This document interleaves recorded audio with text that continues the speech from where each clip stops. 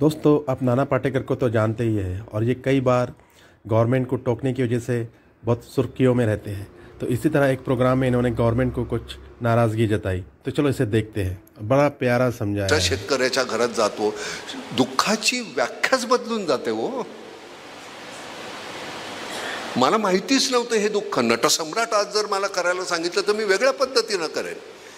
माझं नटसम्राटाचं दुःख जे आहे ते चार भिंतीमधलं आहे, गोंजारलेलं दुःख आहे. आम्ही आमचं सगळंच आयुष्यच आभाळाखाली ठेवलेलं आहे. आमच्या पिकाला तिजोरी नसते हो.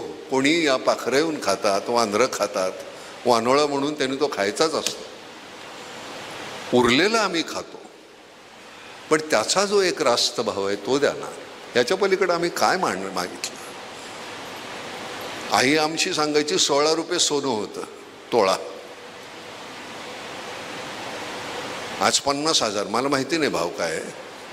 मला सोन्यासारखी माणसं मिळाली, मी सोन्याकडे पाहत नाही, त्यामुळे त्या माणसांची किंमत मला कळत नाही.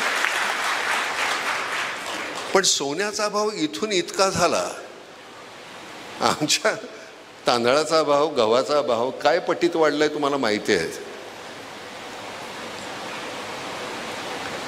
का नाही करत? 80%, 90% आपण होतो, आता 60-50% आलो शेतकरी. पण 50% सरकारकडे मागू नका. कुठलं सरकार करायचं हे ठरवा.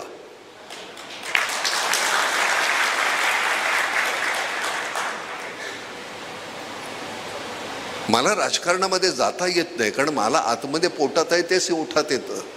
दुसऱ्या दिवशी मला काढतील त्या पक्षातून. महिनाभराने सगळे पक्ष संपलेले असतील, कशाला जायचं तिथं. इथं आल्यानंतर मनापासून जे बोलता येतं. बरं, सगळ्यात महत्वाची गोष्ट कधी कळणार ह्यांना आपण मारणार आहोत. किती संचय करायचा. मृत्यू आहे, अटळ आहे, तुम्हाला माहिती नाही का.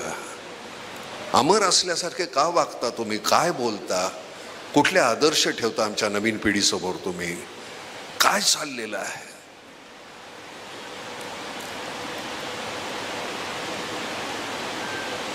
कशाच्या आशेवर आम्ही जगायचं.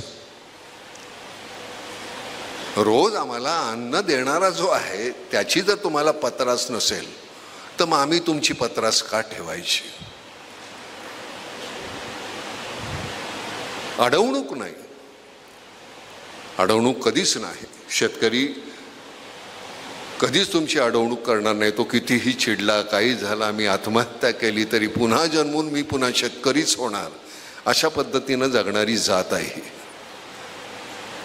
पुढचा जन्म कुठला हवा रे, तर मला शेतकऱ्याचा जन्म नको असं कधीच शेतकरी म्हणणार नाही.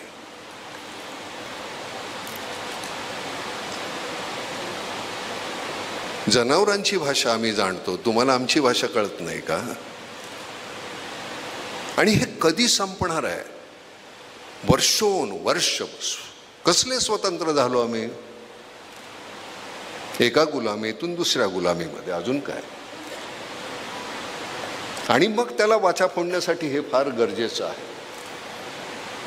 ते लिहा, ते यायला पाहिजे. यावर्षी तुम्ही दरवर्षी देत नाही ना, यावर्षी आम्ही देतो.